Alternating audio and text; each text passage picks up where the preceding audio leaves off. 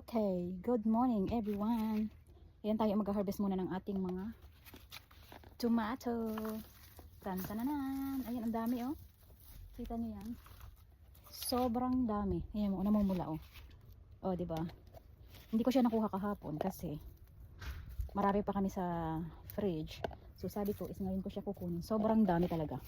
Siguro maka-harvest tayo ng isang puno dito ngayon. Okay lang kasi siya hindi siya sabay-sabay na nahihinog, pero ngayong araw is siya, super dami ng hinog dahil after ng ulan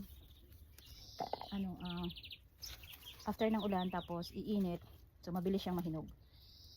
So ayan, yung mga malalaki hindi pa siya masyadong hinog. Itong mga cherry lang, yung mga maliliit ang super hinog na hinog hanggang sa ilalim. Yung iba nabulok na yata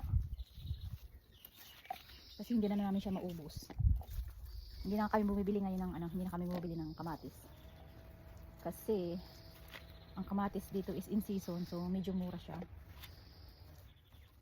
Kaya ayan, banda tayo dito, banda kaya ang dami oh.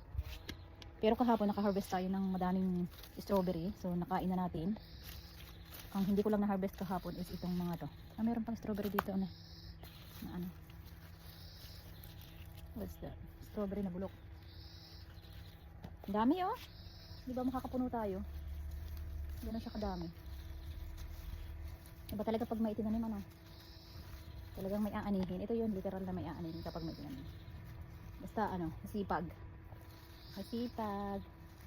Masipag mag-garden. Ayan. Ay, nakita akong strawberry doon. Ang laki. Ayan yun, ang laki. Kinain na siya ng hindi ko nakita kahapon. Ang laki.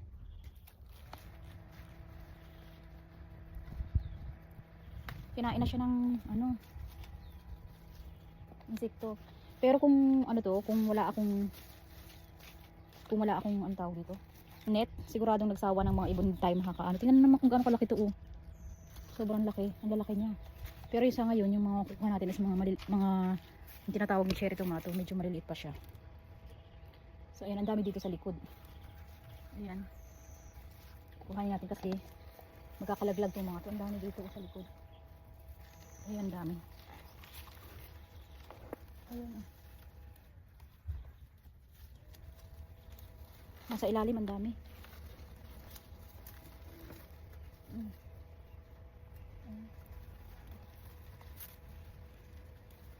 Diba nahulog sa lupa?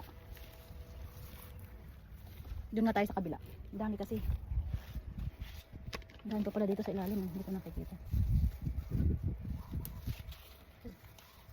Ang dami oh.